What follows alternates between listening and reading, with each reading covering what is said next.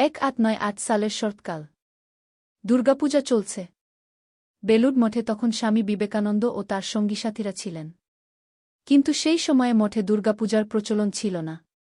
স্বামীজি তখন গভীরভাবে ভাবছিলেন, নারীকে শুধু সমাজে অবহেলা করেই দেখা হবে কেন? নারীই শক্তি, নারীই মা। এই সত্য যদি মানুষ না বুঝতে পারে তবে ভারতের পুনর্জাগরণ অসম্ভব। তখন তার এক অন্তর্দৃষ্টি এল, কুমারী পূজা। জীবন্ত কুমারীর মধ্যে মা দুর্গার রূপ আরাধনা করবেন। ভগিনী নিবেদিতা, যিনি ছিলেন তার সর্বাধিক নিবেদিতপ্রাণ শিষ্যা, স্বামীজির এই চিন্তায় অনুপ্রাণিত হয়ে সাহায্যে এগিয়ে এলেন। তখনকার দিনে সমাজে ধর্ম, জাত, সম্প্রদায়ের ভেদাভেদ ছিল প্রবল। অথচ স্বামীজি বললেন, মা তো সর্বজনীন। জাত বা ধর্ম দিয়ে তাকে বেঁধে রাখা যায় না।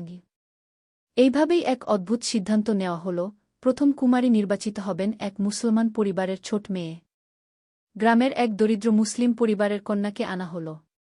ছোট্ট, লাজুক মেয়েটি। স্বামীজি মায়ের আসনে বসিয়ে তাকে পূজা করলেন।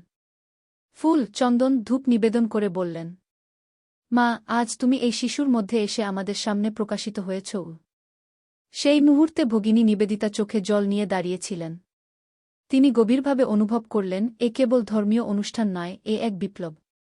নারী, হিন্দু বা মুসলমান, যে কোনো জাত বা ধর্মের হোক না কেন, তিনি শক্তির প্রতীক। এভাবেই প্রথম কুমারী পূজার সূচনা হয়েছিল বেলুড় মঠে স্বামী বিবেকানন্দের নেতৃত্বে, নিবেদিতার সহযোগিতায় এবং এক মুসলিম কন্যার মধ্য দিয়ে।